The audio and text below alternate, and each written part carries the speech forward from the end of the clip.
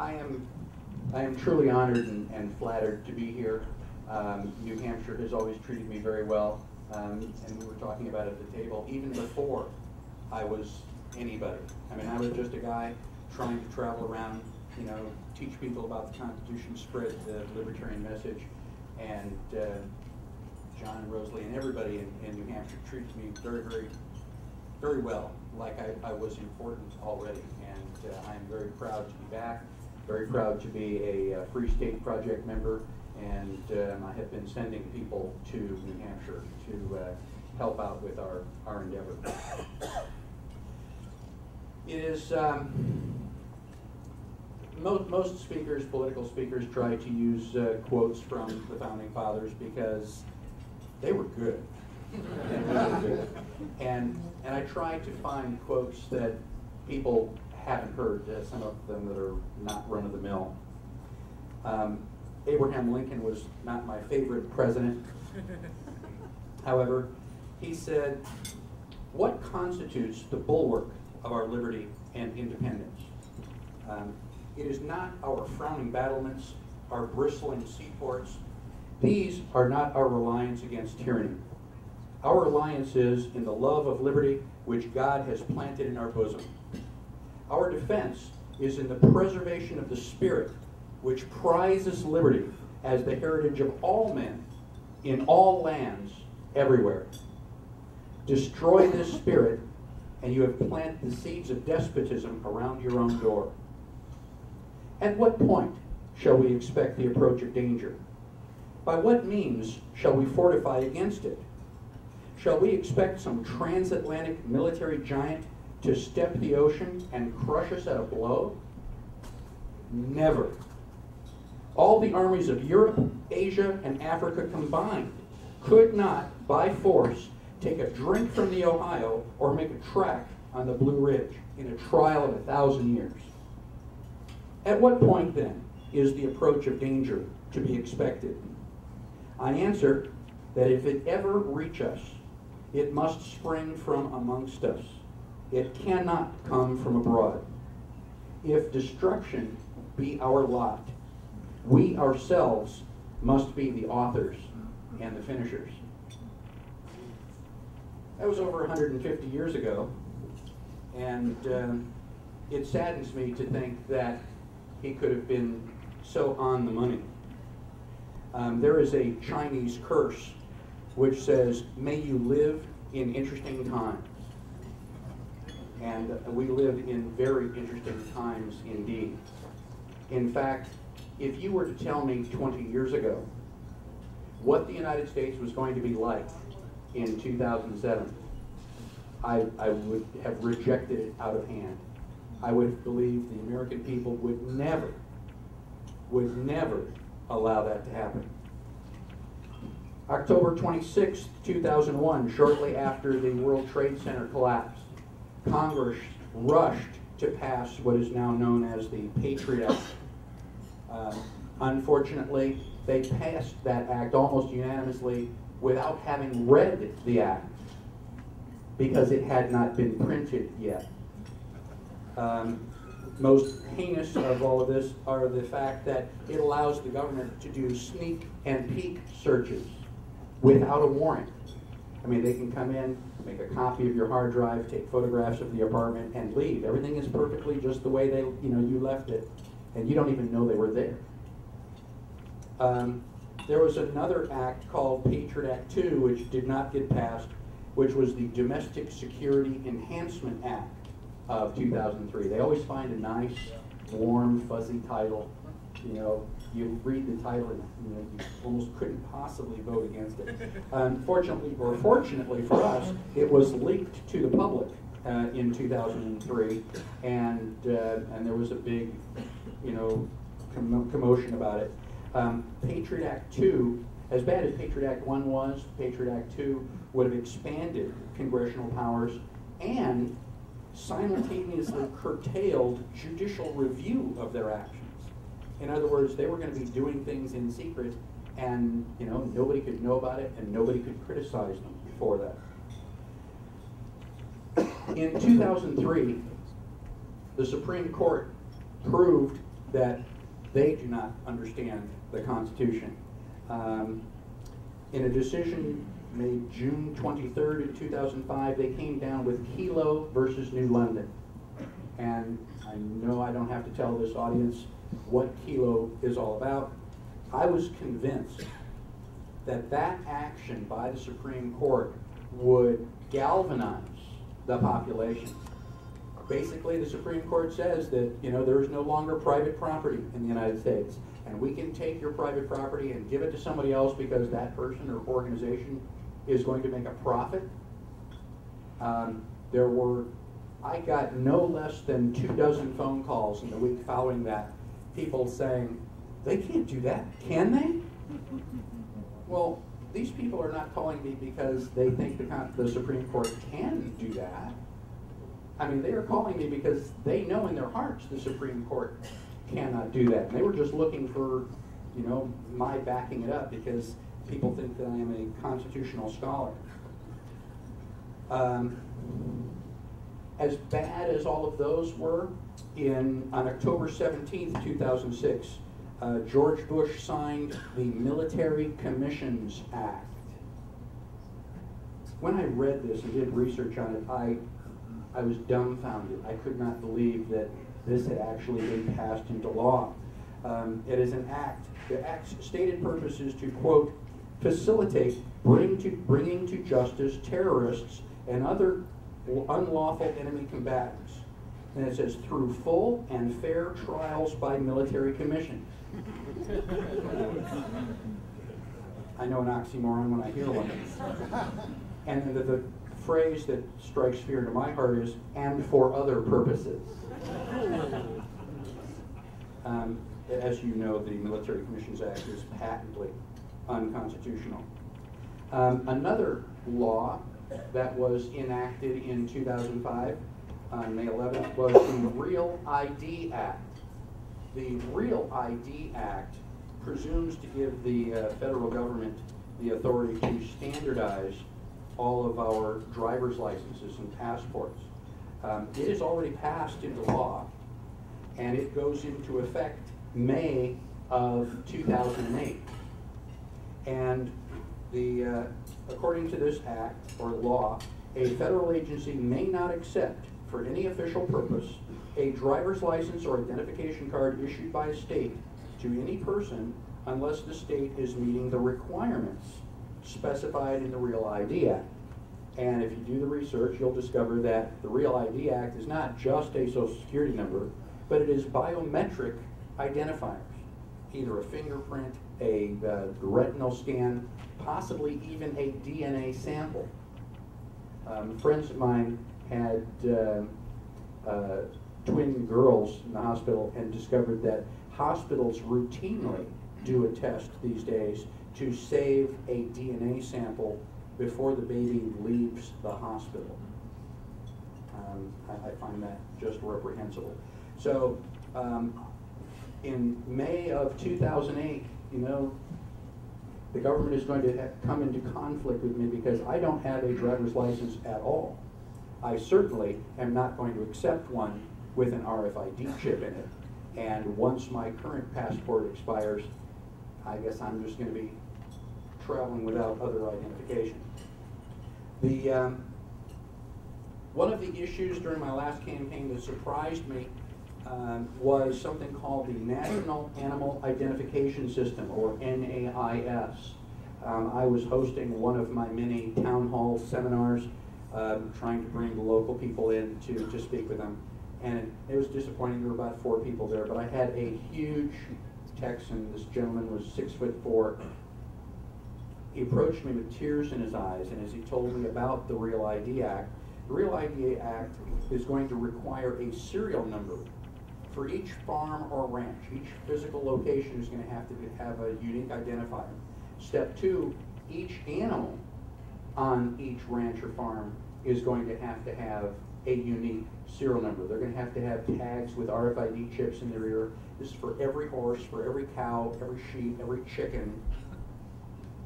This Texan looked me in the eyes with tears and said, I will slaughter all of my animals before I buy a single RFID chip. And then,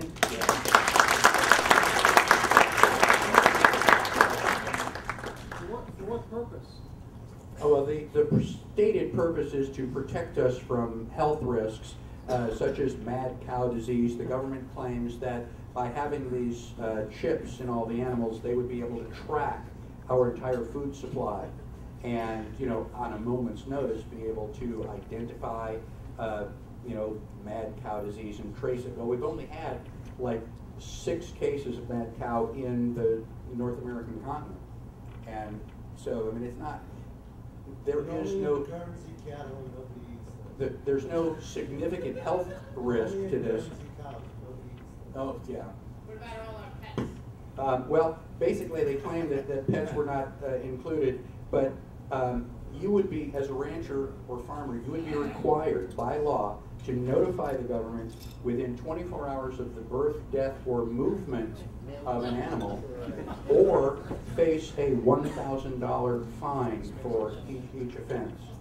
Now, my favorite part about this, the NAIS is completely voluntary. The government is reassuring us that, I mean, your concerns are unfounded. This is a completely voluntary system, unless 100% compliance is not achieved, and then it becomes mandatory. I don't know who writes their material, you know, but they should be working for Jay Leno. So it is very definitely an issue in Texas. I'm very, very concerned about it.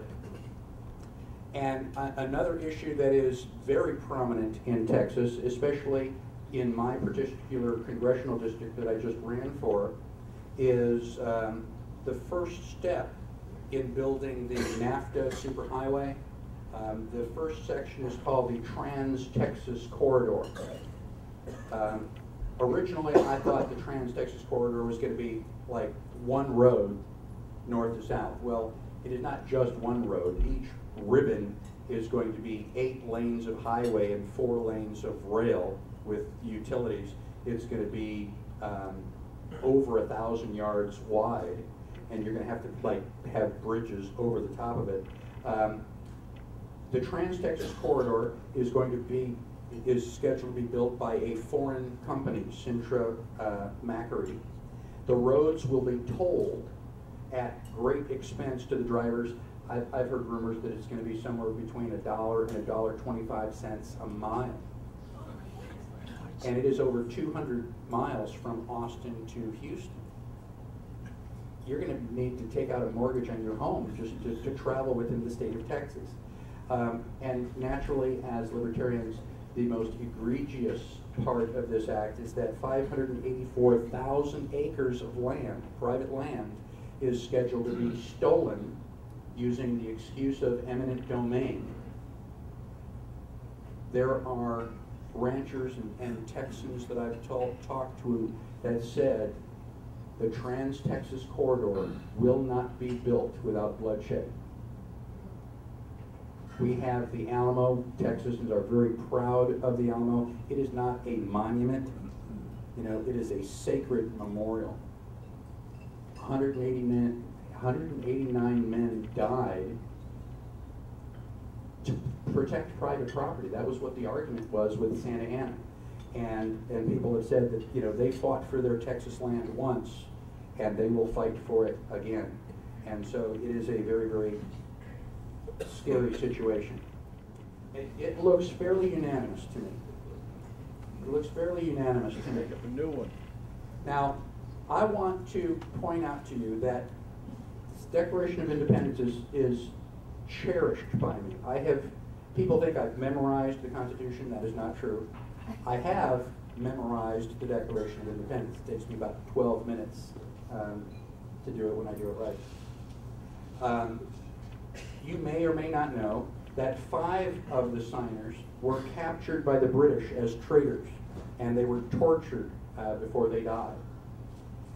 12 of the signers had their homes completely ransacked and burned to the ground. 2 of them lost their sons who were serving in the Revolutionary Army. Another one of the signers had 2 of his sons captured. 9 of the signers actually fought and died fighting in the American Revolution. A gentleman named Carter Braxton of Virginia had his ships sunk on the ocean by the British Navy. He ended up selling his home and all of his property in order to pay his debts, and he died basically penniless. The 56 people who signed the Declaration of Independence understood that they were signing their own death warrants.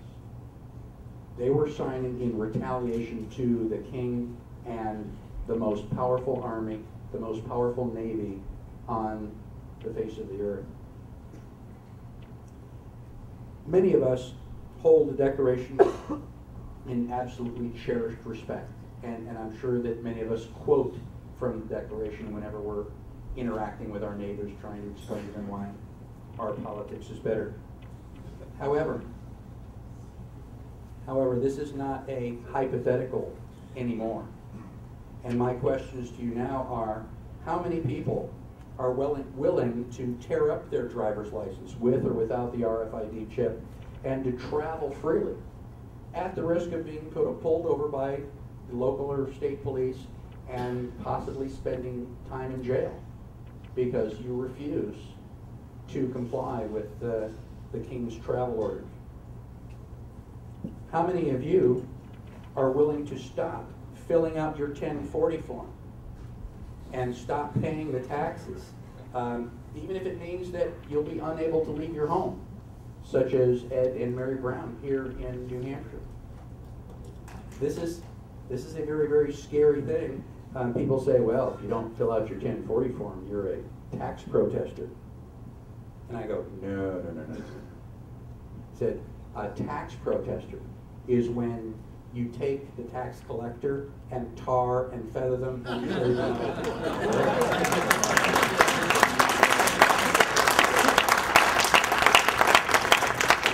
A tax protester is where you find a tall tree and a rope and you put an end to the tax collection. Those are tax protesters. But many of us and many of your neighbors are petrified. You know, one thing that they will always do every April 15th is fill out that form because they do not want to deal with the IRS. You know, the First Amendment protects and guarantees your right to freedom of speech the same way that the Second Amendment protects your right to life and to the ability to protect that life with potentially deadly force if you think that that is necessary. How many of you are willing to exercise your right to keep and bear arms in cities like Washington, D.C., New York City, Chicago, Los Angeles, knowing that just possessing a magazine will probably get you put in jail? We live in very interesting times indeed. The United States, our government as we see it today, is nothing, absolutely nothing like the United States I learned about when I was in school. Nothing like the United States that my parents showed to my brothers and I as they would take us every summer vacation to another series of states. My parents took my brothers and I to 48 of the continental United States. We saw almost every state capital. And my parents wanted us to feel like the United States is our home. And as I was running for president, Mom says, well, I didn't mean literally.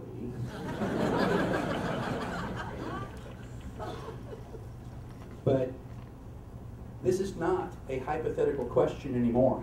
With all of the government tyranny that we have coming out of Washington, D.C., and even our state legislatures, you know, this is not a rhetorical question.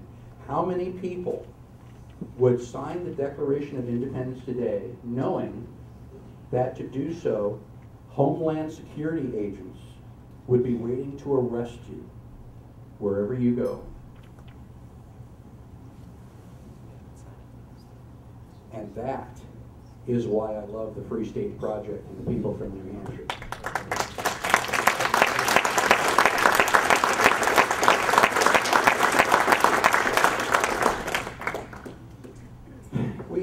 many, many people willing to sacrifice their lives, their fortunes, their sacred honor. After 4 years of campaigning, I have a new appreciation for that phrase. And I think that if we had one last chance to restore liberty the way our founding fathers saw it, the way that we learned about it in school, and to do so without bloodshed, how many of us would jump at the chance and to do everything that we possibly can? Yesterday was George Washington's birthday. He was born February 22, and during my last campaign, my campaign staff bought me a copy of 1776 by David McCullough. It is an excellent read. Excellent read. I'm sure that many of you have already read it. If you haven't, put it on your night table and start. It is wonderful. And there were times, you know, not during the presidential campaign, I didn't have time to worry about, you know, the hardships. There was always another interview and another plane to catch, and I was just, you know, putting one foot in front of the other, trying not to disappoint you or the Libertarian Party.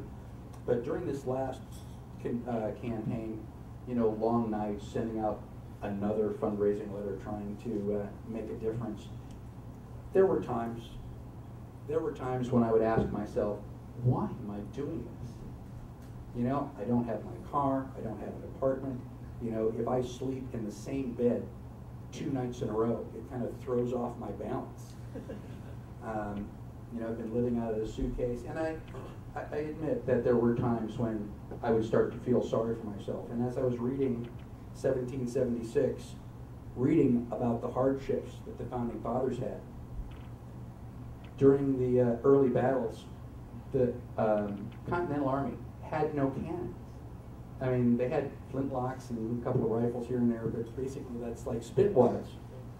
And George Washington gave Henry Knox an assignment to travel north to Fort Ticonderoga and bring back 88 cannon. I don't know how we would do that today. 88 cannons. And these things, I mean, you ever seen one of these things at the museum? I mean, you don't know, it's heavy. And they brought 88 back. The good news that it was a bitter, bitter winter and the ground was frozen solid so that they could slide these things along the ground like sleds. And Henry Knox traveled 300 miles one way and brought back 88 cannon back to the town of Boston. And what they did, the British had already occupied the city of Boston. George Washington had them move all of these cannon up to the ridge and mount these cannon pointed down at the city of Boston. He neglected to tell anybody they had no gunpowder for any of these cannons. But the British saw all these cannon and went, we'll leave. And so they packed up all their stuff and they left the city of Boston, and George Washington was a hero, and gosh, this was really great. But shortly after that, 400 British ships came into Boston Harbor. It looked like a forest with all of the ship masts, you know, floating out there. And in 8 hours, the British Navy unloaded 20,000 professional military soldiers onto the land. George Washington had 2,000 trained troops and 4,000 militia who were undignified, untrained, and so the good news is that under cover of darkness, George Washington put everybody on flatboats and moved them across the river. And then when the British woke up after breakfast, they came to the top of the hill and went, you know, where did they go? They disappeared overnight. Which, and the reason I tell that story is that as I would be, you know, sitting in another hotel room feeling sorry for myself, I would realize what hardships the Founding Fathers went through, and George Washington in particular. He had almost nothing. No cannons until they came back from Fort Ticonderoga. Most of his military forces were, you know, fleeting at best. He had no idea how he was going to engage the British Army, and then suddenly a bunch of farmers and lawyers and blacksmiths would show up with their flintlocks, and they would fight a battle and then disappear. And so George Washington had it far, far more difficult than I did. And I would read these stories and then feel guilty that I had the audacity to complain. But it taught me never, ever, ever give up, no matter how desperate the situation looks. And there was a presidential nominee in Atlanta, Georgia, that understood that, just hanging in there until the bitter end, because things can go your way. If you work hard enough, luck seems to finally work in your favor. Well, many people don't realize that George Washington never campaigned for president. There were no newspaper articles, no posters, no going door to door shaking hands. It was either George Washington or nobody. When they ratified the new Constitution, they said, okay, this is on the assumption that George Washington will be the president. Because everybody trusted George Washington. You may not have liked his politics, but he was trusted by everybody. As outrageous as many of the things in Washington are, there is one person in Washington who seems to be trusted by everybody, and that is Ron Paul.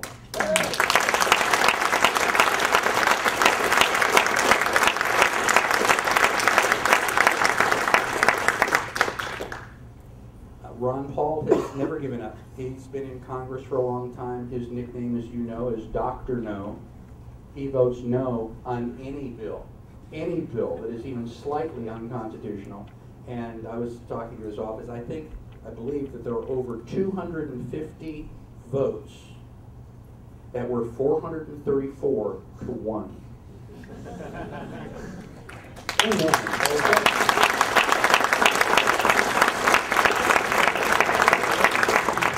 Ron Paul may only be one man, but thank God that he is in Washington fighting for our rights and being a thorn in the side of tyranny. Well, Ron Paul, there's a rumor out that Ron Paul is now running for President of the United States in 2008.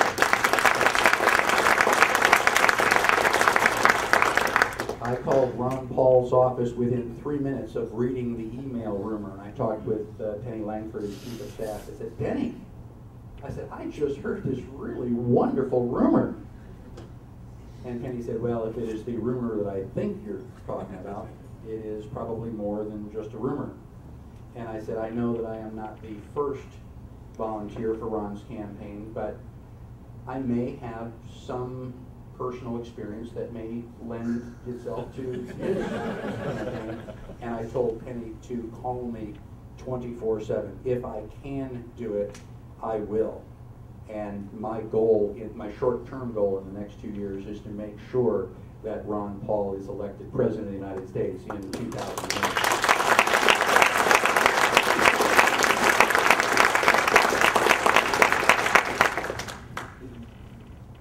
And my personal experience leads me to know that you cannot do it yourself. You have to have wide grassroots support.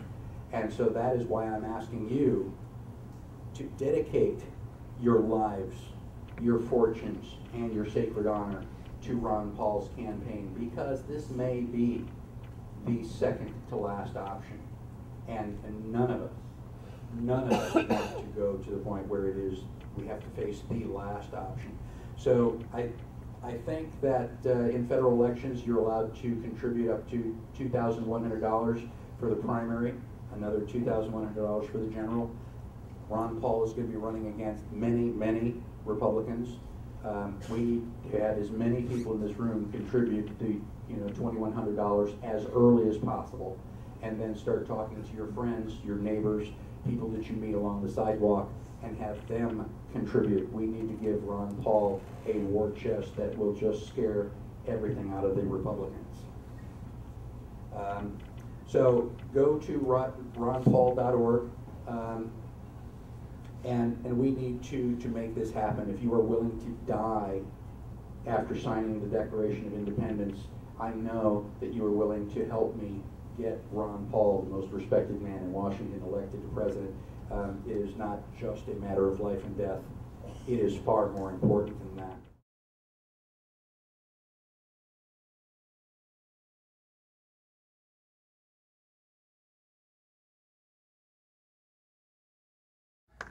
I've met a lot of you this weekend, and I really appreciate everybody coming up. I am opening it up for Q&A. Anybody have any questions?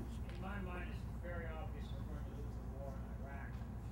Can't we make hay with that somehow? Question is, we're obviously going to lose the war in Iraq. Can we make hay with it? I certainly tried.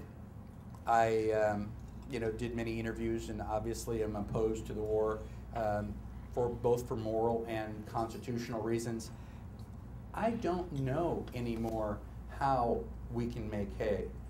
Again, if you told me 20 years ago that the United States was going to be in the condition that it is now, I would have denied it, rejected it flat out of hand, that the American people will not let that happen. Well, I mean, what will it take to wake people up? So I don't know how bad it's going to get before people wake up. I certainly talk in opposition of the war, but I don't know what we can make hay with or how we would make hay with that.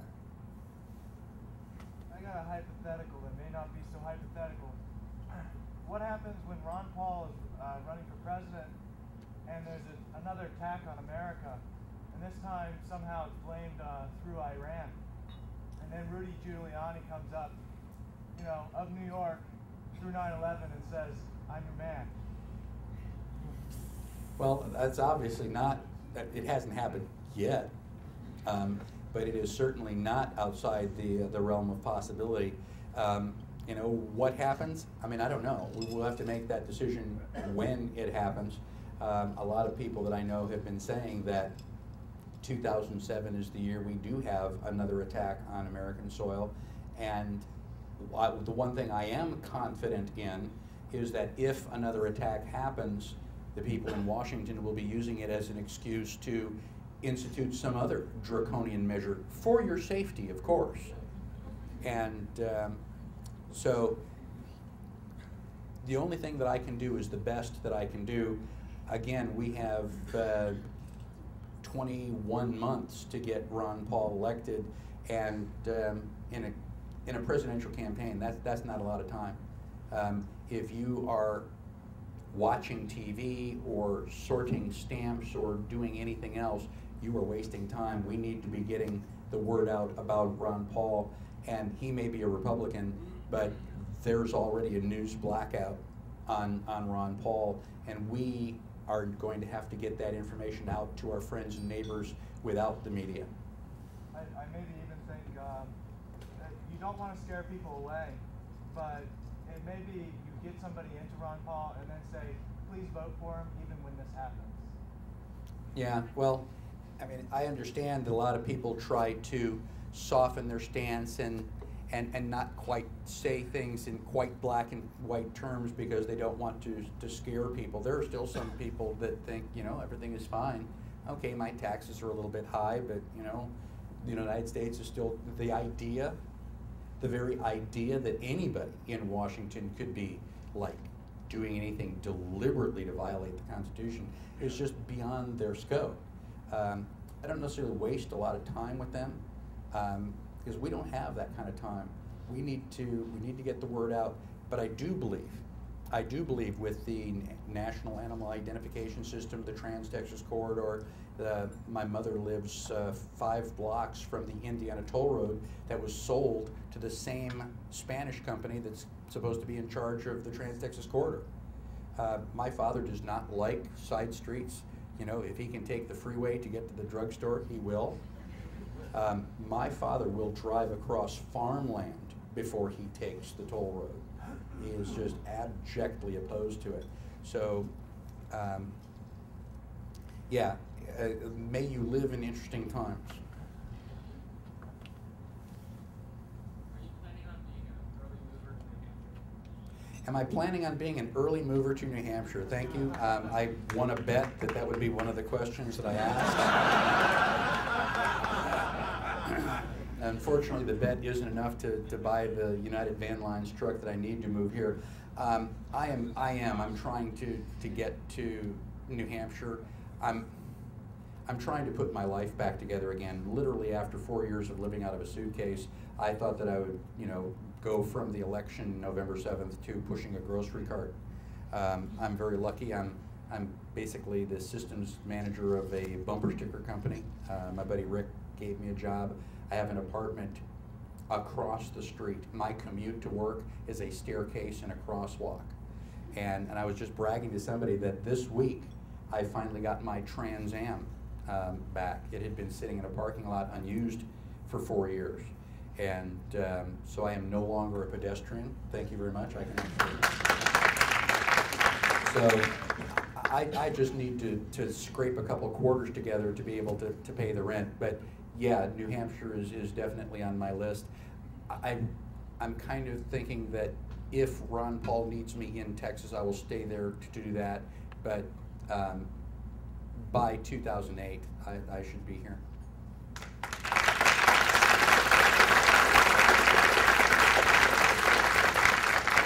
And as kind of a follow-up answer to that,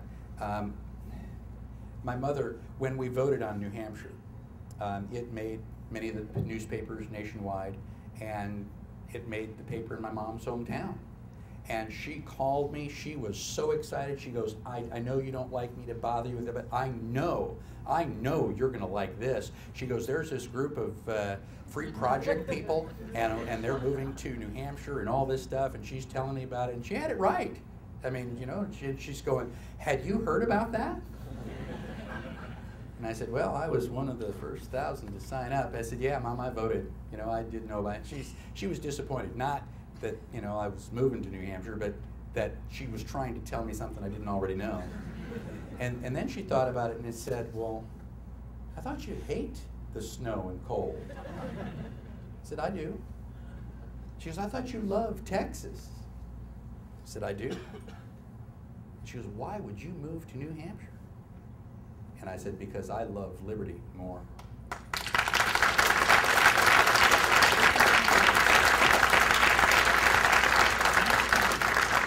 So I will ask your indulgence when I do move, if it's wintertime. I'm going to be a little crabby, so just give me a chance to get used to the weather. We'll teach you how to ski. What's that? We'll teach you how to ski. Yeah. Snowboard. What does your experience suggest to those of us that live in left-leaning areas or college campuses, particularly radical college campuses, radical politics, can do to help Ron Paul specifically, or for libertarian issues more generally? Well, when you say left-leaning, it kind of leaves out, it's a wide swath of the United States. The same thing that I would do just anywhere generally, especially on college campuses. I've had very good luck speaking to college students. My first question to college students is, by show of hands, how many people plan to live with mom and dad 5 years from now? Nobody. In 4 years of campaigning, I had one person raise their hand, everybody laughed, and he took his hand down. And I said, well, why would you move from a 3 or 4 bedroom apartment with full refrigerator full of food and cable TV, 2 cars in the driveway, affluence? Why would you move from there and move into a small studio apartment, with beer and butter in the refrigerator, living at basically the poverty level? Why would you do that on purpose? The answer is liberty. Mom, I love you. Dad, you're my best friend, but it's time for me to live my own life. I will decide what channels I watch on TV. I will decide what time I go to bed.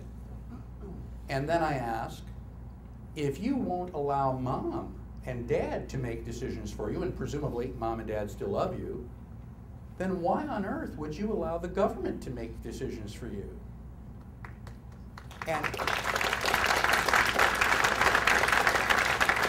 And that goes over really, really well on college universities. I mean, college students are predisposed to disagree with their parents. You know, it's just like, Mom, Dad, you're from the dark ages, and we're hip. We're inventing life. We've discovered love for the first time. So they've got that going for you, and then if you give them a logical, rational reason, like, libertarian politics, they go, wow. I mean, it's an easy sell on college campuses. Ron Paul should be equally easy to sell. Ron Paul is not like your mom and dad. We're not trying to tell you how to live your life. And so that's what I would use. And then during all of the interviews in the presidential campaign, the number one question is, so what's the number one issue this election? I don't know, it depends on who I'm talking to. Each individual voter has the number one issue. Almost not one issue voter. I mean, they have one hot button. They don't care about anything else. They want to know, what is your position on X? And frequently, based on the way they ask the question, I could start by saying, you're not going to like my answer. But, and here's my answer and why you don't like it. So the important thing is to find out what the person you are talking to, what is their problem? If you call me and say, hey, how do I get to your house? I don't just start giving you directions, travel north and this, because I don't know where you're at. So if you want to bring people and lead people to a libertarian solution, to a smaller government solution, you got to know where they're at before you start giving them directions. So talk to your audience and just try to remember, nothing is obvious. I mean, we have all studied this stuff. I mean, you people are here because you are dedicated. You just showed by show of hands that you were willing to die, to give up your life for liberty. Other people are not that far along. Try to cut them some slack. Do not make them patriots overnight. So take it slow, give it to them in small doses, and they'll come around. I'd like to suggest the world's shortest political quiz from the Advocate for Self-Government works very well on college campuses. The answer is Small's political quiz. Yes, it is excellent. We were just using it in Texas recently. So, any other questions? Oh, okay. Right in the bright spotlight. Okay. Well, I've always thought that the first American Revolution succeeded because most of the people were frontiersmen. They got used to the idea of doing on their own, doing things for themselves, not relying on government. But after this many years, in your travels, have you found there are enough people out there who understand, or are we already outnumbered? I mean, is there enough of that frontier sentiment that I can do on my own still out there in America, or do we have an education? Well, we certainly have an education issue. We need to teach our families and neighbors and co-workers, why this is a problem. And again, you can't say, damn it, because, and my way is right, and you're just stupid, because that ends the conversation. And you really don't get an opportunity to present the issue. So you got to take it slow. But I'm not sure I necessarily agree with the premise. I do agree that back in the American Revolution, people were more self-sufficient. They didn't have huge industries. You had to grow your own food, make your own candles, etc. But the American Revolution was supported by 1/3, opposed by another third. There were loyalists here in the United States who went, no, the king is it, and another third that really didn't care. I mean, they were growing cotton and tobacco, and you tell me what the outcome is, and I'll deal with it. But the American Revolution was actually prosecuted by less than 5% of the population. I mean, if you watch the movie, The Patriot, I mean, people are sitting on the front porch watching the American Revolution go by. It's like, say, Martha, there's something you don't see every day. Have another mint julep. It's like, wow. one of the things that fascinates me about the American Revolution is the method of warfare. They were using flintlocks, which the barrel wasn't rifled, so it was a steel ball. It was a black powder propelled pea shooter, so and so that ball could come out of the barrel and curve one way or another. I mean, you really had no clear, it was going down range. And so if you wanted to hit something, you had to line your guys up all shoulder to shoulder. Okay, ready? Okay, you front guys down on your knee, and you just shoot a volley in order to hit something. Well, yeah, but you guys are all standing side by side. It doesn't occur to you that, like, you're making a really good target? I mean, what kind of a war is that? Okay, your turn. Your turn. Okay, count the number on the ground. Okay. I mean, I can't imagine doing warfare like that. But I think the warfare that we would have to get into on modern times would be far less. All the stuff that you see in Iraq, with the door-to-door, fighting and stuff. Imagine that in the United States. I mean, don't say that it can't happen here. I was watching television, I was watching Desert Storm, and Desert Storm was the war where we found out about all the new cool technology. You're watching the nightly news and they show the videotape from the nose of the missile as it's traveling to the house, and it goes black when it hits the door, and then the second missile is photographing the missile in front, and then as it makes the opening for the second missile to go through. It's like, wow, computer games. People died, and we're watching it on the news like, oh wow, modern technology. I wonder how to get the crosshairs there on that truck driving down the street before it blows up. And then 2 weeks later, we had the Rodney King riots in Los Angeles. I was living in San Luis Obispo, 3 hours away, and I'm watching the buildings burn. I like to think, after all my years in scouting and survival, that I'm kind of rough and tough and just dog eat dog. It's just.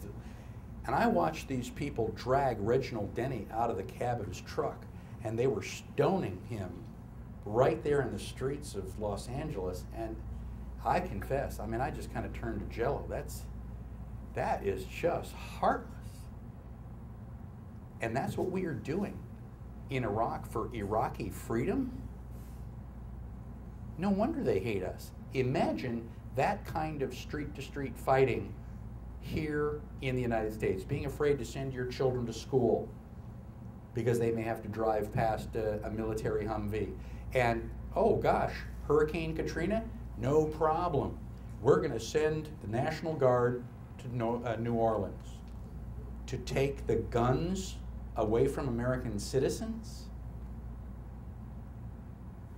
So I am very concerned that it can happen here. And once again, the next 2 years of my life is dedicated to getting Ron Paul elected president, so that does not happen in my country.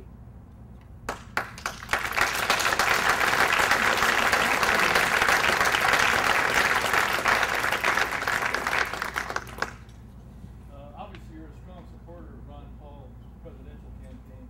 I was wondering what your current relationship with the Libertarian Party is, and what is it possible, or do you think they would also nominate Dr. Paul for president as well? Several questions there. Yes, I do support Ron Paul, and I know. This puts me in a particularly awkward position, being the previous Libertarian presidential nominee, and I'm already supporting and endorsing Ron Paul. I hope that the Libertarian Party is smart enough to go, oh, somebody we can trust, and nominate Ron Paul as our nominee.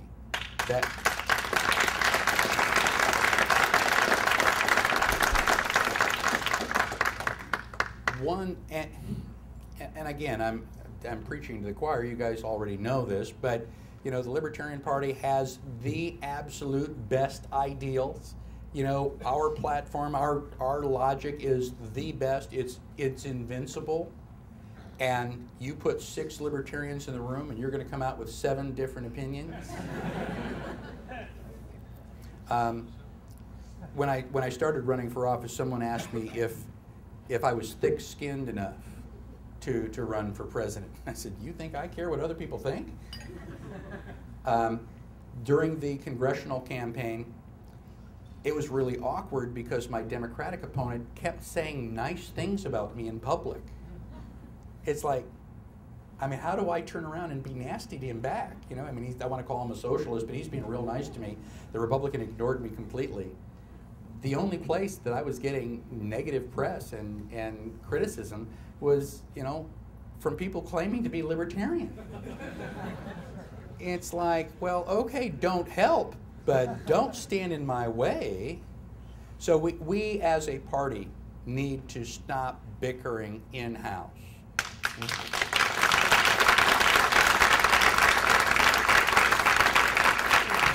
You know, we definitely need to work together, and the best thing the Libertarian Party could do would be to forget the Republican-Democratic label. Don't vote for a Republican, vote for Ron Paul, the individual.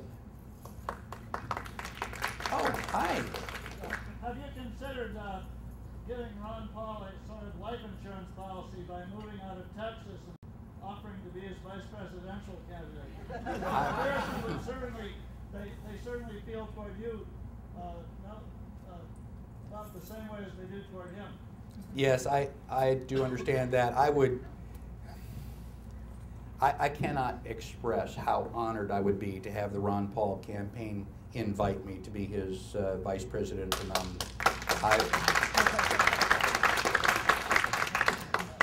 I would be so honored. I would sell my Trans Am to pick him up to go.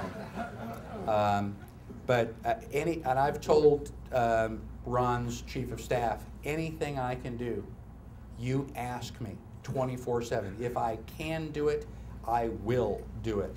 And if necessary, you know, yes, I would move out of Texas, and we already know where I'm headed. So you would have a vice presidential nominee, New Hampshire vice presidential nominee. So it's an interesting thought. I don't even want to entertain that idea because I wouldn't be able to sleep. I'd be going, oh, I'd be so disappointed if it doesn't happen. So, but if I tell you, if Ron Paul or his campaign asks, the answer is already yes. If Ron Paul doesn't get the nomination, could that sometimes support towards the LP nominee? The question is, if Ron Paul doesn't make the nomination, would I endorse the LP nominee? Well, yes. Yes, absolutely. I'm from Texas, and we, over the last, I think, 4 election cycles, we have had 31 out of 32 congressional candidates, libertarian congressional candidates on the ballot. Texas has 32 congressional districts. We put a name on every ballot, including Ron Paul's, but we put a paper candidate in Ron Paul's district only up until the Republican nomination. Once Ron Paul wins his nomination, our Libertarian candidate drops out, and all we're doing is basically giving a backup. If in the rare event Ron Paul did not win his nomination, we would at least have a Libertarian backup on the ballot that people could vote for. And I think that's what we should do with the presidential candidate in 2008. You know, we should definitely have a liberty-loving candidate on the ballot. I don't like failure.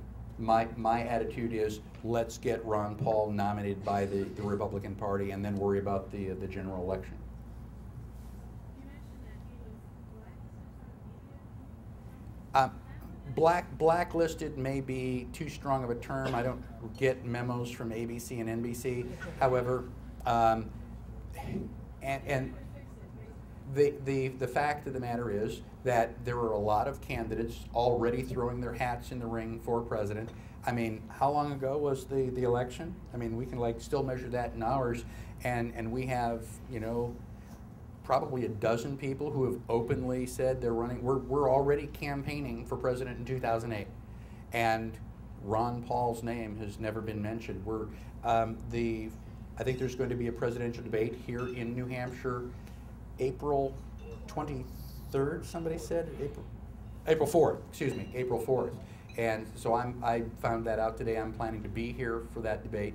But we've got to. Again, I'm from Texas, and I may have some information that you don't.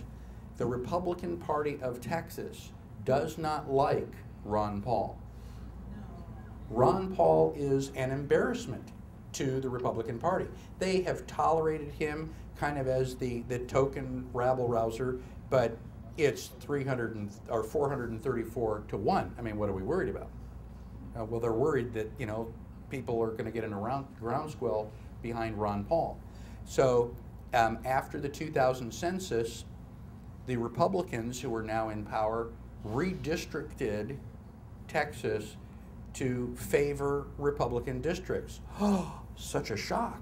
The Democrats have been doing that for 20 years, and then they're complaining, "Oh, you guys aren't playing fair." Why? Because we did the same thing you did.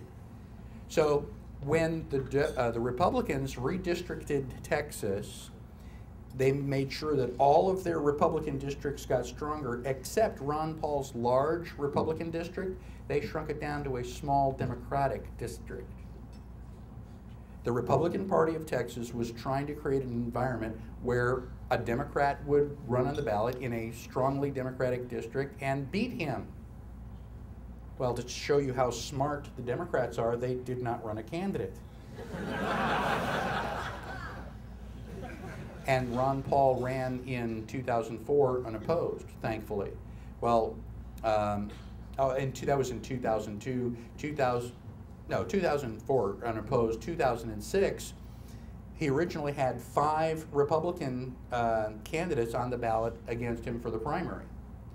2 weeks before the deadline for putting your name into the hat, all 5 of the Republicans dropped out of the race, and 3 days before the deadline, Cynthia Sinatra threw her hat into the ring for Congress. Cynthia Sinatra is the ex-wife of Frank Sinatra Jr.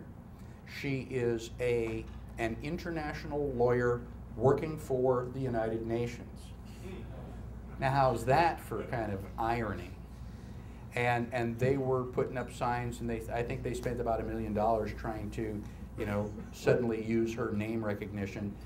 Again, good news. People in Texas are smarter than that, and they continued to vote for Ron Paul. But Ron Paul is under attack by his own political party. Do not get complacent to think that, well, Ron Paul gets contributions from all 50 states. He's got no problem. Yes, he has a problem. The Republicans are going after him, and, he doesn't have all that much more time. And I would like to point out, there is a separation of powers. You cannot, be a member of Congress and run for office. I mean, you can't put your hat in the ring for both. So after this exploratory committee, if Ron Paul decides to run for president, one thing, I don't know who will win the presidential election, but I do know that Ron Paul will not be a member of Congress in 2008. Didn't Lloyd Bentsen run? Wasn't Lloyd Bentsen still able to be senator when he ran with Michael Dukakis for president in '88, or did the law change since then? I don't know if the law has changed since then or not. Maybe it has. Maybe I've been on the road too long and need to get a look at the books. But as far as I know, this is going to be an all or nothing at all thing. Either we have Ron Paul as president, but I'll have to double check on that. I remember Lloyd Bentsen was running simultaneously for vice president and for senator in Texas when he was Dukakis' running mate in 1988. I don't remember that, but perhaps I stand correct. I'll double check that. Oh, and Joe Lieberman too. Yeah, you're right. Maybe my fears are not that well founded. Maybe we will be able to keep Ron Paul in Congress as a second option. Are you saying you can't run and get like 2 things that was my statement, but I've been contradicted here. So No, the law could have changed. again, I've been contradicted, and I'm apparently wrong on that issue. Yes. You say that Ron Paul is not the darling that we would like him to be of the Republican Party in Texas. I'm curious, have you met any of the leadership of the Republican Party or the House Republican Alliance here in New Hampshire? No, I don't believe that I have. I would just encourage you to just introduce yourself. I'm happy to do that, and I am thrilled to think that the Republicans here in New Hampshire would endorse him, and we need to bring him here to the presidential debate, get his points of view on television so that people can hear him, and we need to make this a groundswell. George Washington won the American Revolution not with trained professional soldiers, but with ordinary people who put down the dish rag and the plow and came out to support him. And we are Ron Paul's militia. It is up to us to put down your daily tasks, to dedicate your lives, your fortunes, your sacred honor, and make this happen.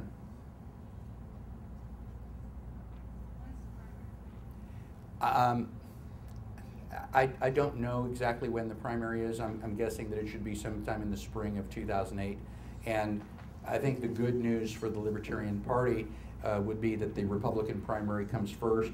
Our primary is generally after that. So when we get to our 2008 National Convention, I mean, we will know whether or not Ron Paul is the Republican nominee or not.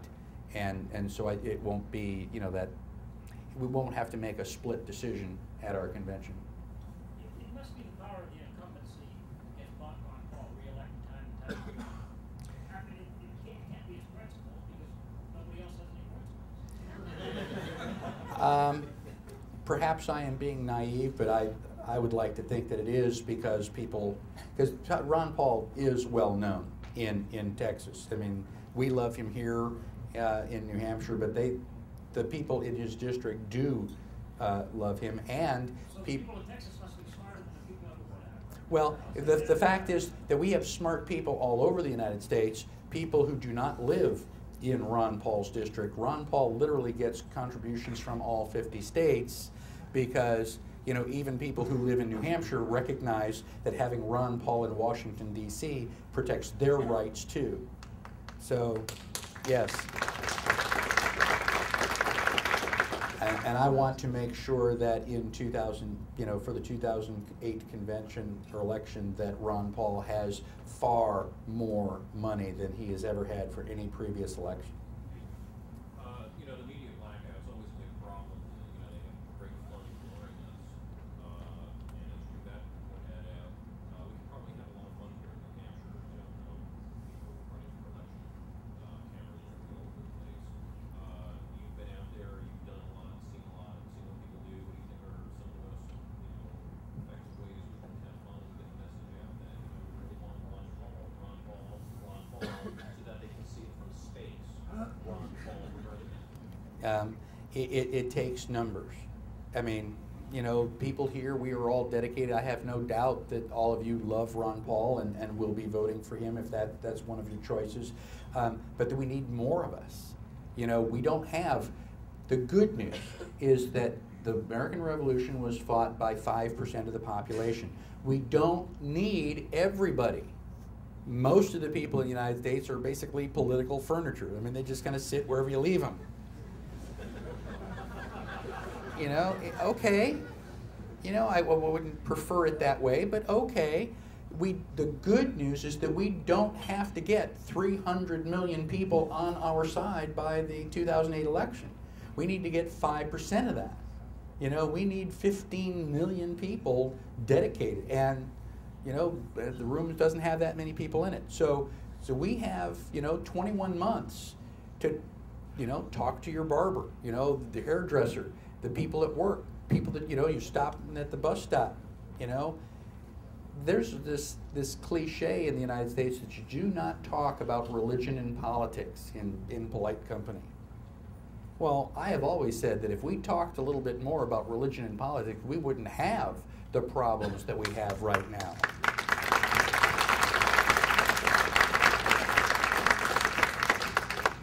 So it's just up to us. We need to get out there and be the media.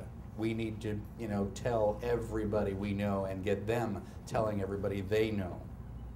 That's the only way it's going to happen. Oh, yeah.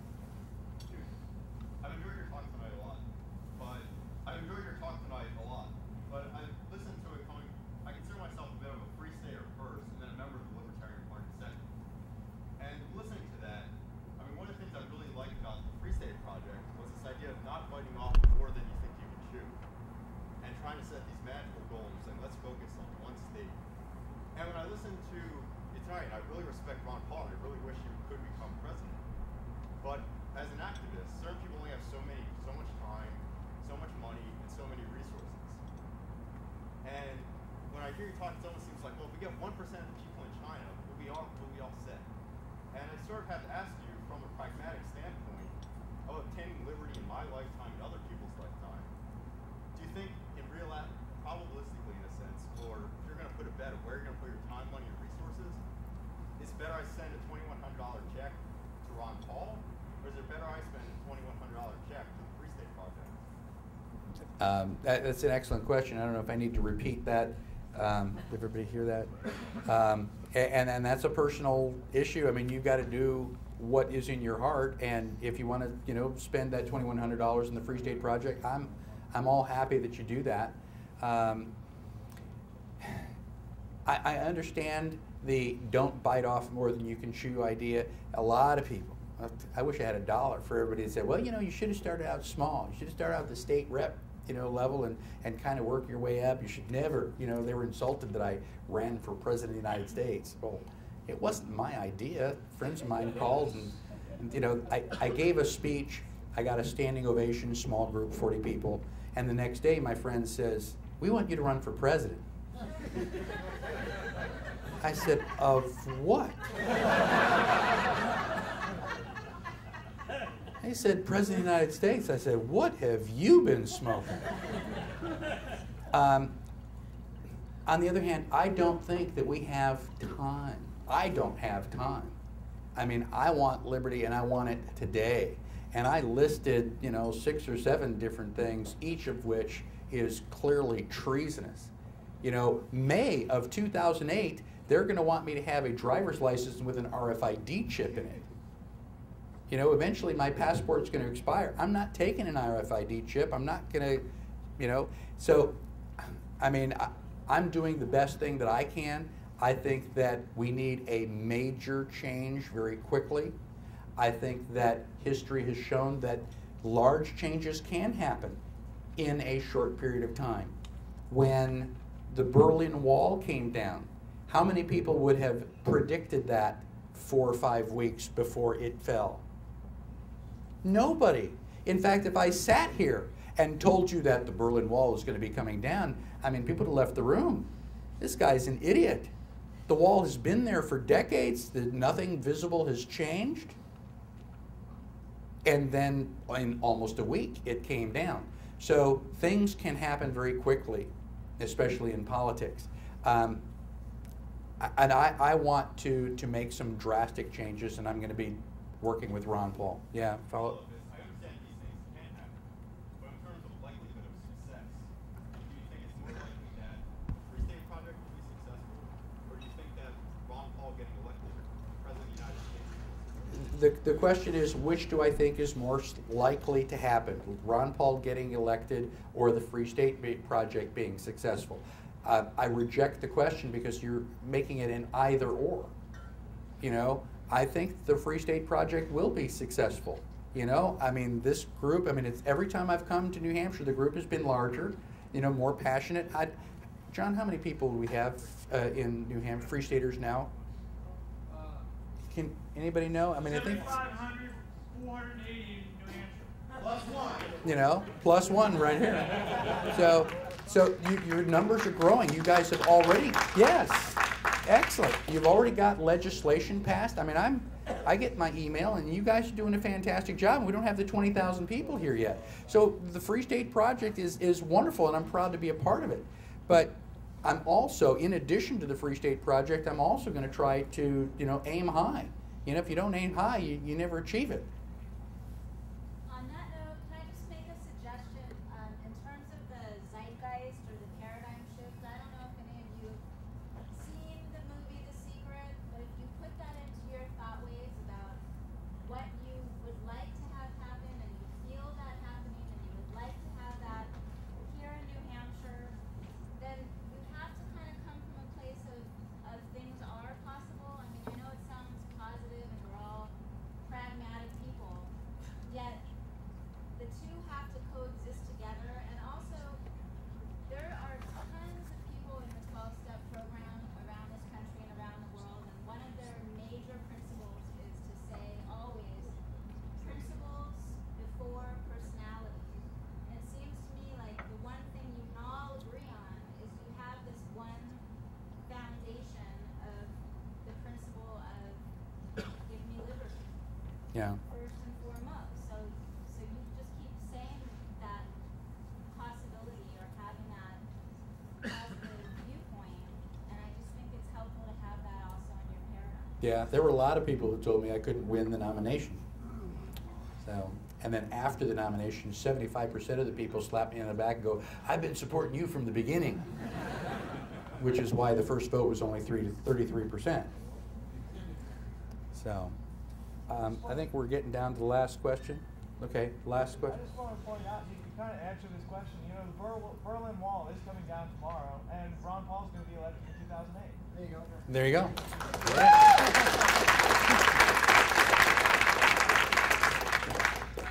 One last question. I want to address a little bit, Rich, and I appreciate you asking that question. I think it's important. And I'm addressing this partly because it affects my paycheck, and I don't want to take a pay cut. Which is funny to those of you who know I lose money on this game. And I'm not going to tell you, Rich, I'm not going to tell you the answer to the question because I think Michael's right.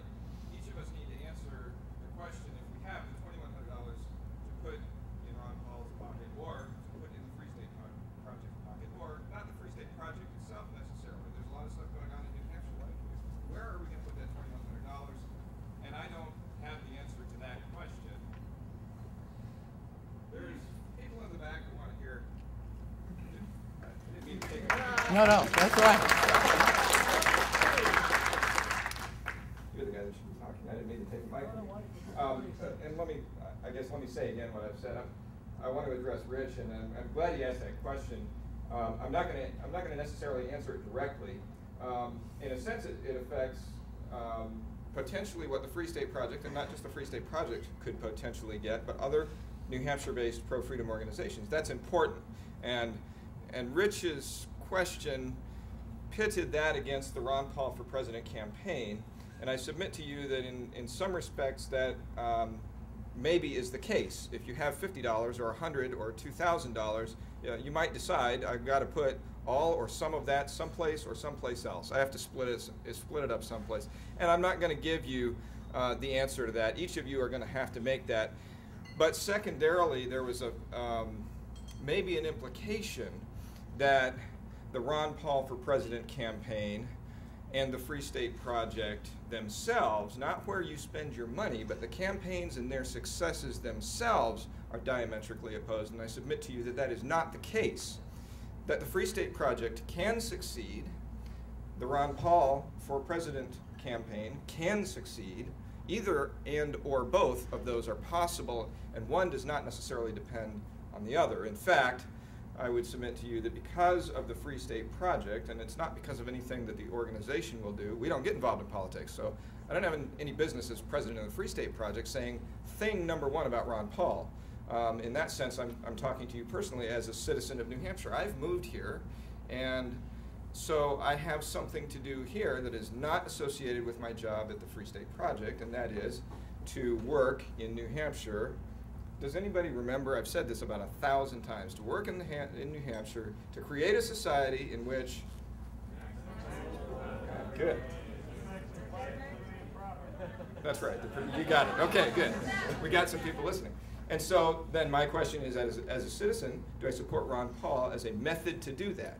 I can do that because I'm a Free State Project participant and I pledged to do that. The organization has nothing to do with that. And quite frankly, if you want to spend your $2,100 with Ron Paul or the Free State Project or both or neither, my feelings are not going to be hurt. I want you to know that right up front. So you're not affecting my paycheck any, and we are going to get along one way or another. I am determined. I mean, you know, come on. I'm crazy. You all know that, right? Okay. What kind of lunatic would do what I'm doing? And like you, you know, you're crazier than I am. Yeah. So. We